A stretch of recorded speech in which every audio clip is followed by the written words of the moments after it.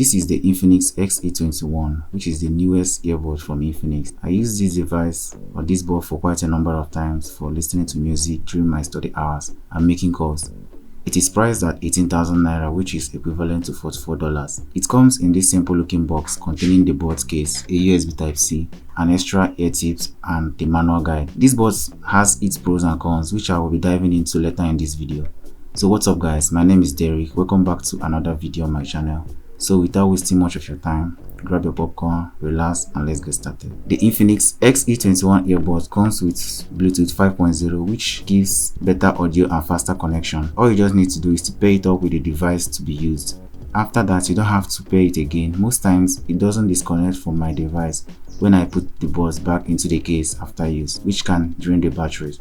Yes, the batteries on these buds are so solid that it can take you for days without thinking of charging it, because the case has the ability to charge the buds several times. The case packs 650 mAh battery, while each bud has 60 mAh battery with a playback time of 35 hours. The case does not have a wireless charge. Instead, it makes use of a USB Type-C, which is included in the box to charge up the buds case. The connection range on the Infinix XE21 earbuds is okay. It can go up to 10 meters and above. Most times I don't have to be with my phone, but it connects seamlessly. The sound from the buds are really great. It has a 10 milliseconds super low latency. One thing I loved about this board is the high bass and the ACC HD audio codec. This is just like a third class audio format. I would have loved if they did use MP3 HD quality here. I am someone who listens to a lot of hip hop songs, including raps and songs with heavy beats, and the Infinix XE21 earbuds handled it well. The mics on this board sounds audible enough, and they are located close to the touch sensor on the board. One of the unique things I love about this earbud is the touch sensitivity part, which allows you to control your music. This doesn't come with a dedicated app to personalize the control, just like the expensive earbuds. You just have to depend on the default controls.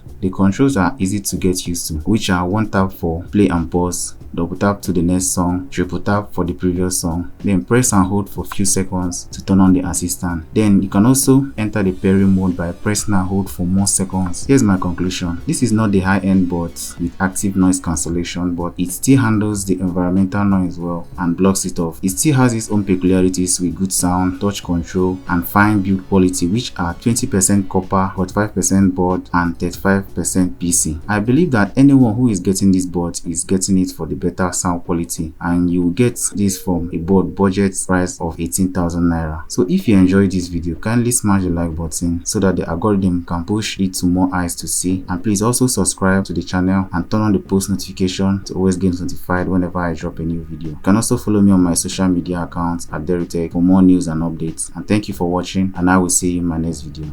Bye.